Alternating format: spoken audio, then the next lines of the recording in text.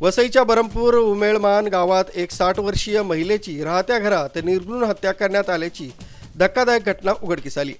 दुर्गा संजयराव बनसोडे मृत महिलेचं नाव असून त्या भीमाई नावाच्या बंगल्यात एकट्याच राहत होत्या।